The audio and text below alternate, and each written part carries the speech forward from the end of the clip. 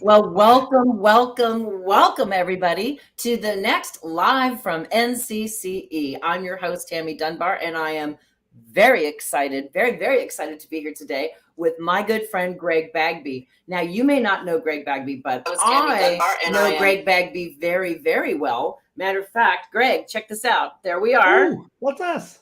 That's us. We were at an NCCE Professional Learning Specialist event. So Greg and I have known each other for a long time. We're very good at Guitar Hero together. I was wondering if that's what you're going to pull up the Guitar Hero picture. I was like, did you get one? Did you get one? Yeah. So Greg is the coordinator of instructional technology at Hamilton County Schools in the great state of Tennessee. He was also listed as one of EdTech Magazine's K-12 IT influencers in 2020. And he does this amazing podcast called Books with Bagby. So I understand, Greg, that today you're going to take us out of our comfort zone. So I don't know if I'm ready for this, but I'm holding on and I'm ready.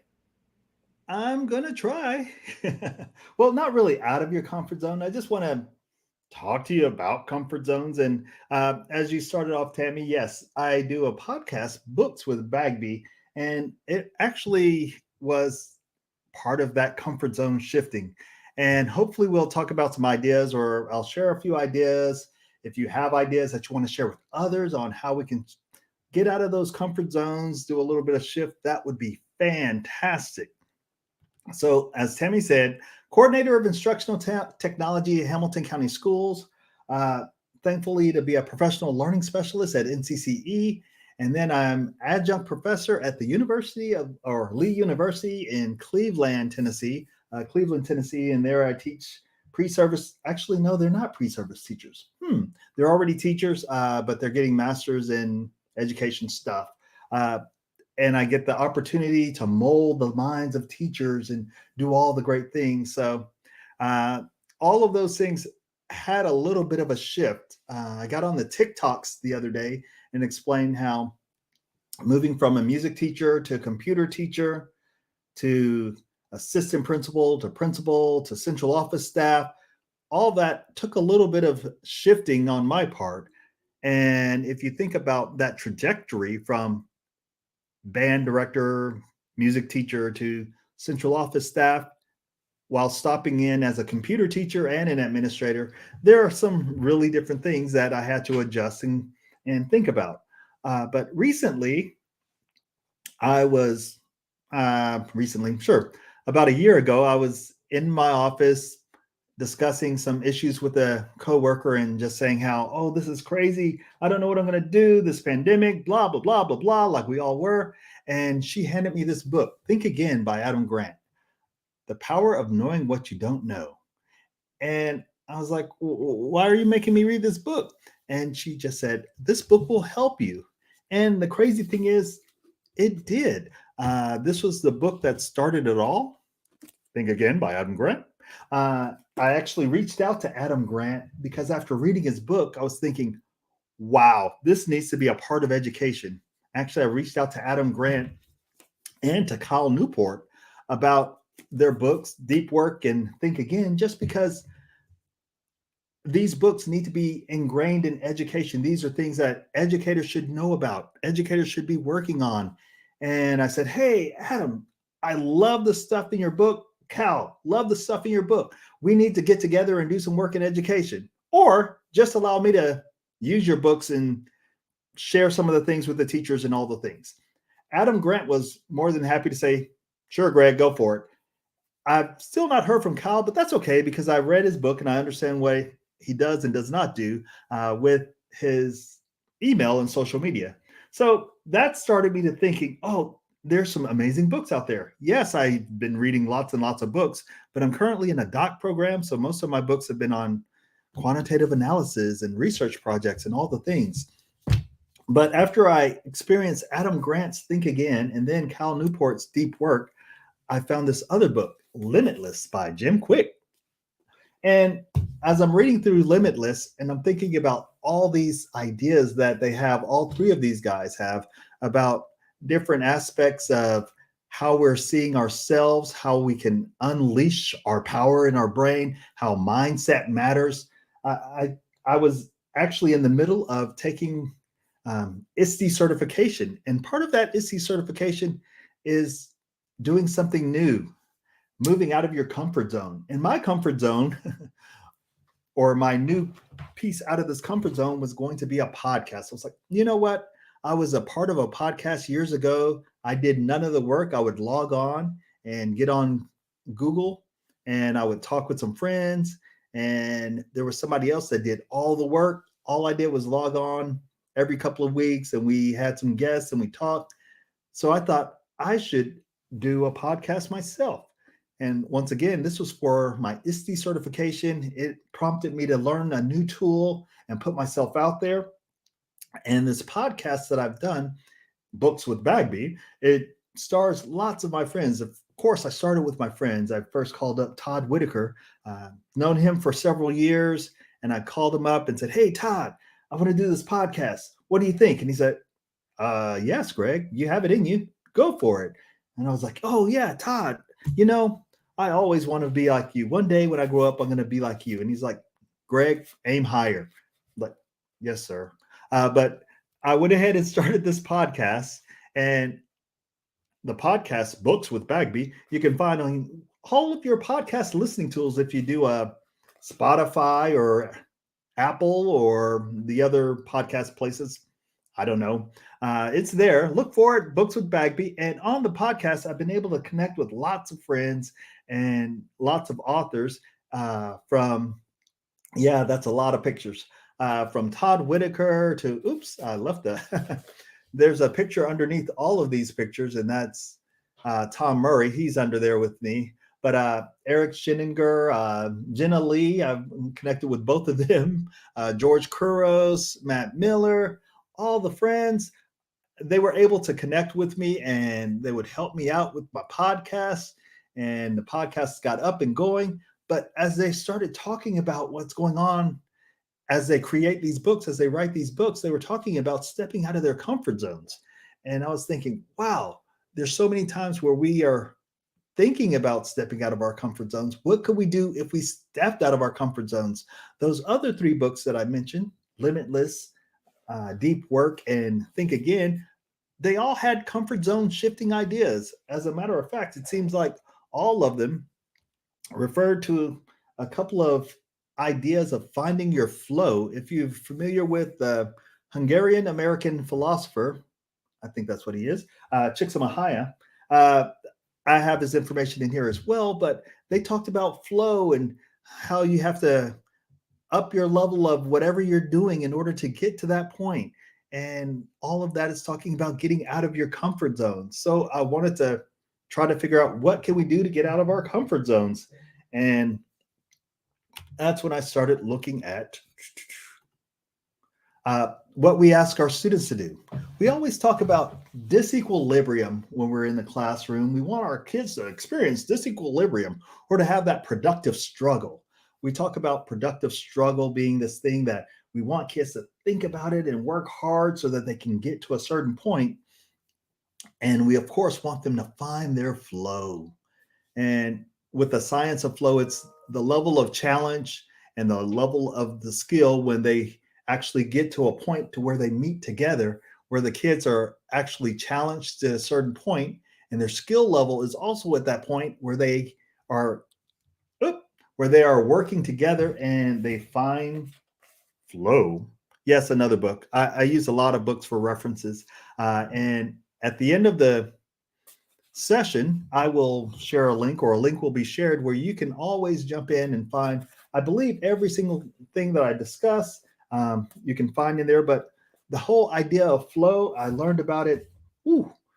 Okay, I'll go ahead and say it. 25 years ago when I was getting one of my masters, and the idea of learning how to work hard enough, as in using your skill level, building your skill level, and increasing the challenge so that you continue to grow and get better at whatever you do. That's all about comfort zone. If you're familiar with this show, it's called Ted Lasso.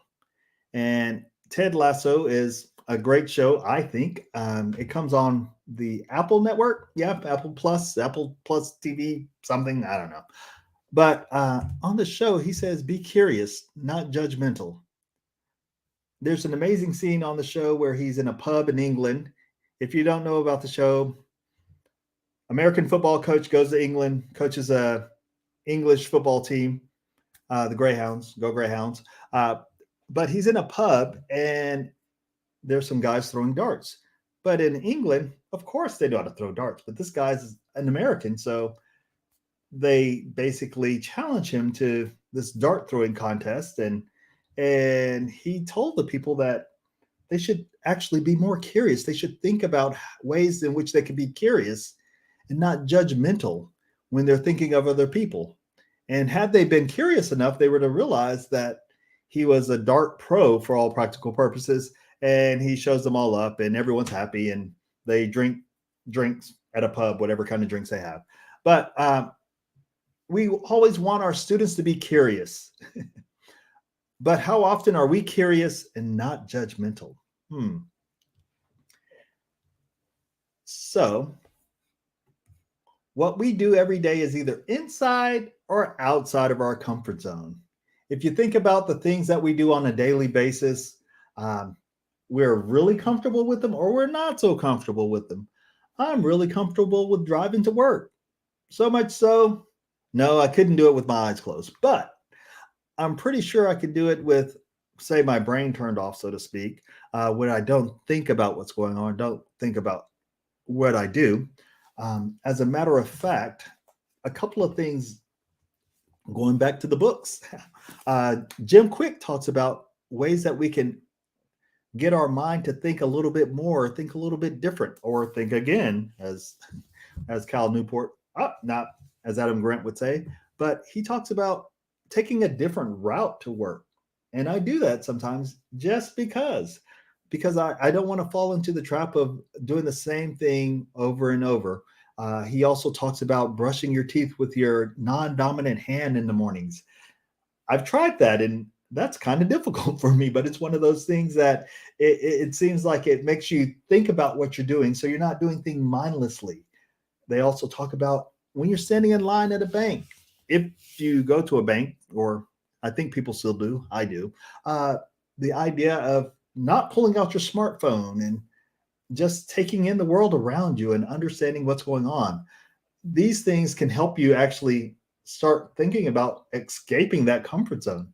Things that are not quite in your comfort zone, maybe, I don't know, asking for a raise or demanding that, oh, I need to change this at work because, I'm not the boss, but I think I want to change this. And there are things that we need to do, perhaps, or would like to do, but we like to focus inside of our comfort zone. And if we stay inside of our comfort zone, we're not going to be able to make drastic changes. The whole idea of whatever we believe, whether we believe we can or believe we can't, we're right. That Henry Ford quote. And actually, I believe several of the books that I've read, they've talked about that quote. And of course, several of them talked about hitting flow. But I think we want to break free. Found a couple of things in a classroom. I saw the whole where the magic happens. And then it talks about our comfort zone. So the magic happens outside of our comfort zone. And then I found this on a colleague's desk. Life begins at the end of your comfort zone. So she's basically saying once we break out of our comfort zone, then maybe, perhaps, something new will happen and our life will begin and new things can happen. A couple of other things I would like to share. Jim Kwik, yes, he wrote Limitless, that book again. Life is hard for two reasons: because you're leaving your comfort zone or because you're staying in it. And then this other one, I found this on the Twitters because, my 3-year-old says she wanted to be an astronaut. And I said she had to study hard, go to college, learn a lot of science, and take physical fitness tests. And she shrugged and she said, that's just 4 things. So she's basically a nonchalant motivational speaker. And it says a child's mind is always positive. The crazy thing about that is I look at pictures of my 2 kids. I have a boy teen and a girl teen. When they were boy child and girl child, they had very, very, very, very little comfort zones. No, I guess, very huge comfort zones. And they would do things that most folks wouldn't think of. And if you think about kids, their comfort zones aren't as set and aren't as stringent as our comfort zones. And if you be more curious, be like a goldfish, forget the things that happen, move forward, all those things, we can get inside of our area of comfort, and then we could actually step out, and it wouldn't be that difficult for us to step out of our comfort zone. So I would like to share this is actually a sketch note by Sylvia Duckworth based on Nowick's 10 things that will happen when you start stepping out of your comfort zone. And it's found in this lovely book, Sketch Notes for Educators. And once you purchase the book, of course, you have access to all of her amazing sketch notes. And this is just one of them. But with this one, if you read through these things real quickly, actually, I will because we have the time. You'll start growing quickly. This is stepping out of your comfort zone. You'll begin to love challenging yourself. You'll realize all your fears are fictional. What? You'll replace regret with excitement. I should have to, yay, I did it. You'll laugh at your past self. I laugh at my current self. You'll find out more about your strengths and weaknesses. You'll boost your self-confidence. You'll create a new source of satisfaction. You'll realize the only way to success leads through discomfort. Ooh. And then you'll begin to inspire the people around you. As I look at this sketch note, I think of all the ways that we get out of our comfort zones and what we do. I think of my son when he was climbing in climbing club and how he, as a child, his comfort zone, he didn't have a comfort zone for all practical purposes. He saw a climbing wall, he got on it, and he did it automatically. And then I think of one of his friends who likes to climb or says they want to climb, but they're afraid to take that first step, and they never do the tall walls, and they stay sort of at the level where you can always jump off the climbing wall. And it's one of those things where I watch my son do this and grow and go quickly. I think of number 2, when you'll begin to challenge yourself. I'll speak into this a little bit more, especially when we get to you'll begin to inspire people. But my wife, she started doing these hikes. She does an annual hike. She did the Half Dome in Yosemite, or the North Face, whatever you want to call it. She's done the top of the Appalachian Trail in Katahdin, which is no joke either. And she's done these things where she's challenging herself more and more. And you realize your fears are fictional. That's kind of one of those things where, I have a crazy fear of water. And I think, yes, it was one of those things where someone was teaching me how to swim, and I woke up on the side of the pool spitting out water, blah, blah, blah, blah, blah. And I realized after my kids went through swim team and all the things, and that my fear of water was just that, a fear of water, and it was somewhat fictional. Anyway, replacing regret with excitement. There are lots of things that you say, oh, I wish I would have. I wish I could have. Yeah, I would have had, and I'm trying to figure out ways that I can do those things, such as, okay, there's an adult soccer league. I know that I'm 52, but you know what? I'm not going to be 52 all my life, so I'll try to do what I can do right now. And I go for it and do these things. Laugh at your past self. Once again, I laugh at myself all the time. Strengths and weaknesses, yes. Going through these others, boosting your self-confidence. Once you realize that you know something or you can grow in something, like playing the banjo, bought a banjo off of Yahoo or Facebook, just because, hey, it's a banjo. I know a little bit about banjos. I know how they're tuned, and I can play guitar and bass. So let's buy a banjo. And then slowly building up that confidence level to where I'm actually playing the banjo. It's kind of cool. And you can do that too. Create a new source of satisfaction. Of course, I can't get no satisfaction, but when you're able to step out of that comfort zone, your satisfaction changes. The things that you want, the things that satisfy you, the things that make you happy. And then only success leads through discomfort. Yes, sometimes I have to be a little bit discomfort in order to do some of the things that I believe will make me successful. And then the last one, you'll begin inspiring people around you. So this one, it hit home recently. As I said, my wife likes to take hikes, and most recently, like last week, she went up and she climbed up the base camp at Everest with 5 other women. They did this whole thing, and my daughter, we were all on the group chat together. My daughter says, "People keep coming up to me telling me how my mom is cool, how cool my mom is for climbing Everest." By the way, my wife is a college professor, and both my kids attend that college, so that's why the kids come up to her, to my daughter, and explain. And then I said, of course, because she is cool. And then my daughter says, "I've heard everything from rock star to inspiration." And that's a picture of my wife at base camp. And then there's another picture of all 6 of the women on the stone at base camp. And it's the whole idea that uh, they push themselves out of their comfort zone to go to Everest base camp, which just that in itself is making me, whew, yeah, one day I'll get there. But stepping out of our comfort zones, stepping outside, there's a few things that we could do. If you have some that you would like to share, please drop it in the chat or share at will.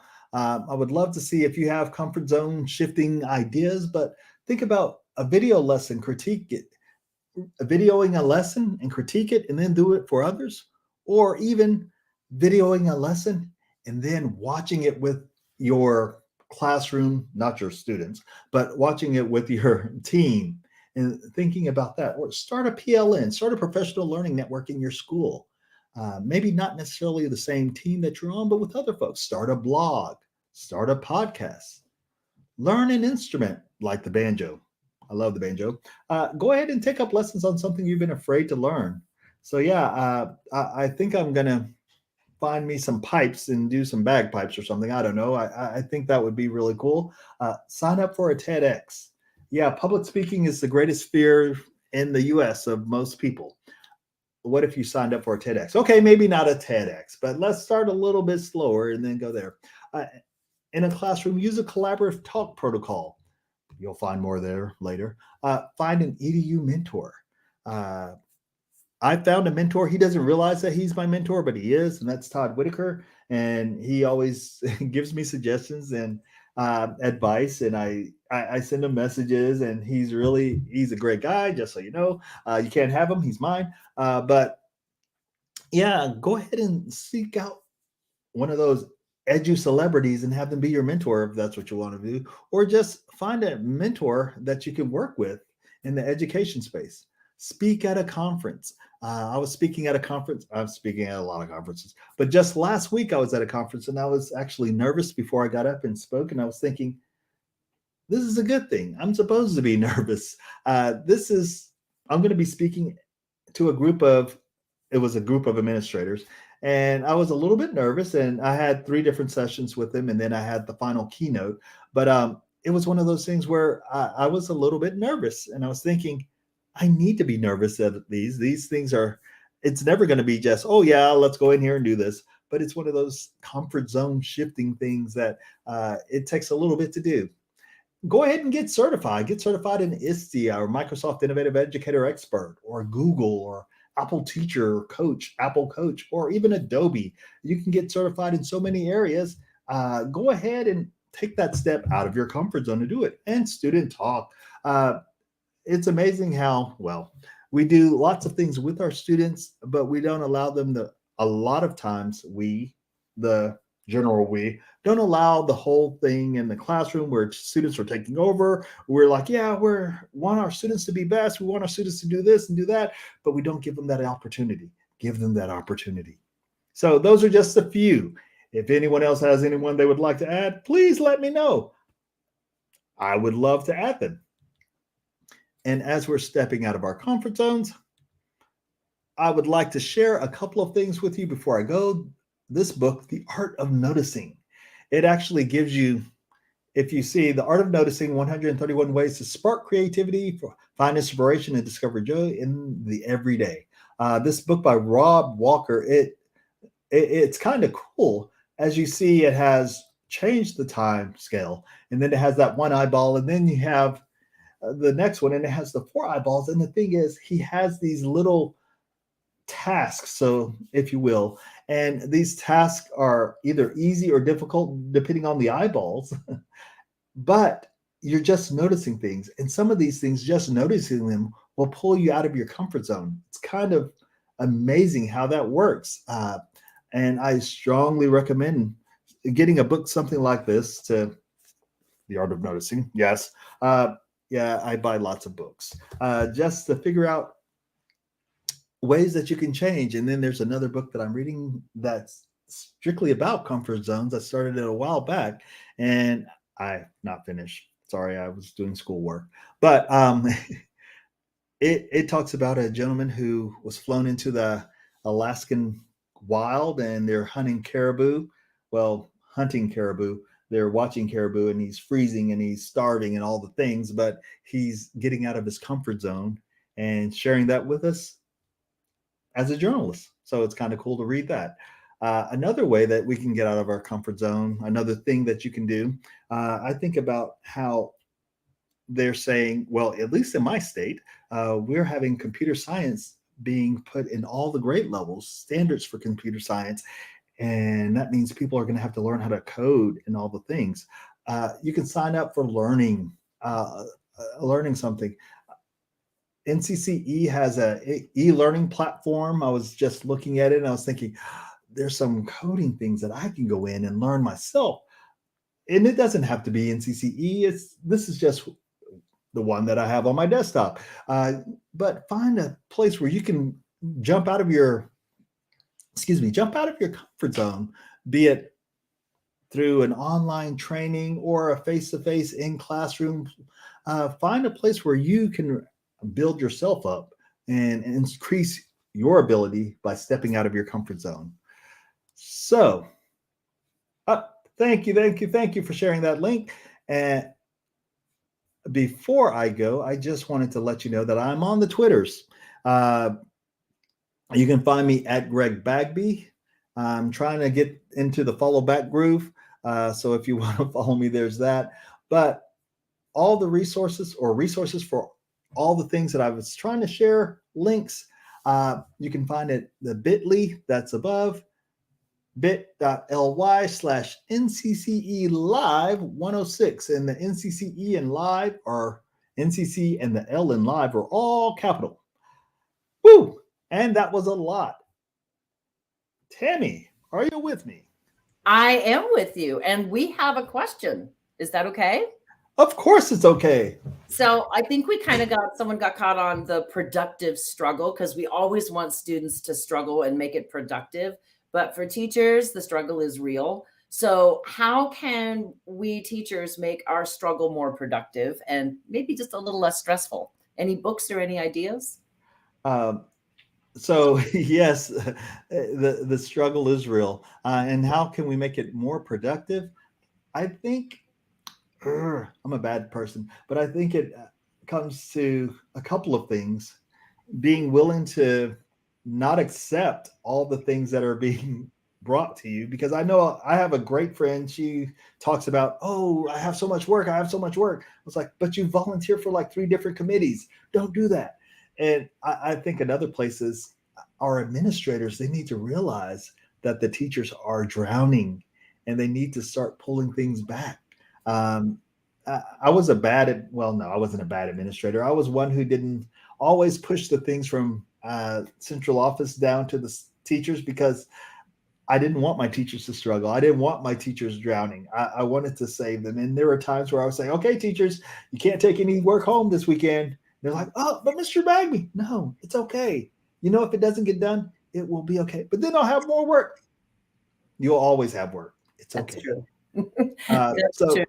That would be my thing. Make sure that you're able to not accept a bunch of things. But if it's all the things that you have, you're going to have to stop and take an inventory of all the things that you need to do and prioritize. Mm-hmm. And then there's some things, I hate to say, there's some things that are not as important as others, and you may have to let some of them go. I know that's that sounds hard, and it's going to be hard for some, but that's what I would suggest.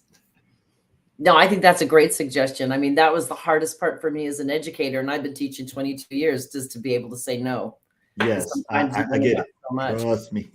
I was thinking of like Joe Sanfilippo or Dr. Brad Johnson, who talk about Oh, yes. administrators can help.